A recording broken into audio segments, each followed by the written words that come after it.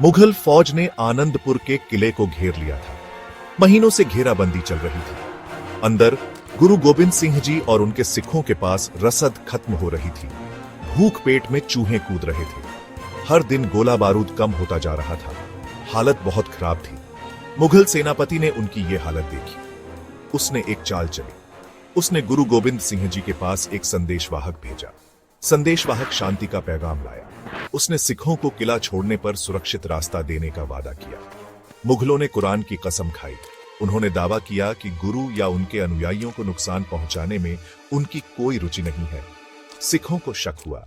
उन्होंने पहले भी मुगलों का धोखा देखा था, लेकिन उनकी ताकत कम हो रही थी। राहत मिलने की उम्मीद लुभावनी थी। कई सिखों ने गुरुजी से प्रस्ताव स्वीकार करने का आग्रह किया। उन्होंने तर्क दिया कि किले की दीवारों के अंदर मरने से अच्छा है कि एक दिन और जी लिया जाए। गुरु गोबिंद सिंह जी ने अपने सलाहकारों की बात धीरज से सुनी। वे उनके डर और उनकी उम्मीदों को समझते थे, लेकिन वे दुश्मन का स्वभाव भी समझते थे। वे जानते थे कि मुगलों पर भरोसा नहीं किया जा सकता। उनके वादे खोखले थे। उनकी कस्में बेमानी थी। हम आत्मसमर्पण नहीं करेंगे, गुरु गोबिंद सिंह जी ने घोषणा की। उनकी आवाज दृढ़ अटल थी।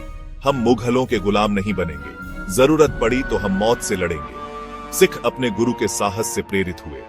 उन्होंने उनके साथ लड़ने की कसम खाई, चाहे कुछ भी हो जाए। लेकिन गुरु गोबिंद सिंह जी एक बुद्धिमान नेता थे।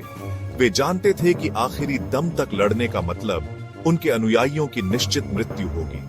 उन्हें एक योजना चाहिए थी, दुश्मन को मात देने का एक तरीका।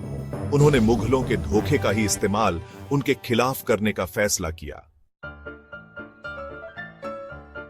जैसे ही अंधेरा हुआ, गुरु गोबिंद सिंह जी ने अपनी योजना पर काम शुरू कर दिया। उन्होंने अपने सिखों को सारे टूटे हुए हथियार, फटे कपड़े और बेकार चीजें इकट्ठा करने का आदेश दिया।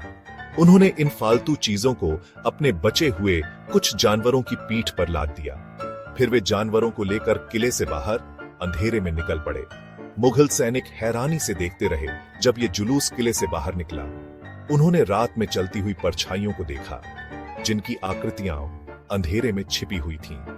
उन्होंने खुरों की आवाज और बोझ तले दबे जानवरों की कराह सुनी। मुगल सेनापति खुशी से फूला नहीं समाया। उसे लगा कि गुरु गोबिंद सिंह जी आखिरकार हार मान रहे हैं। उसने सोचा कि सिख इतने कमजोर हो गए हैं कि अपनी थोड़ी सी बची हुई चीजें अपनी पीठ पर ढो रहे हैं।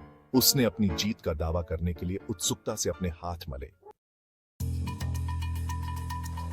अगली सुबह मुगल सेना आनंदपुर किले में दाखिल हुई। उन्हें उम्मीद थी कि सिख कमजोर और हारे हुए मिलेंगे। इसके बजाय उन्होंने किला खाली पाया।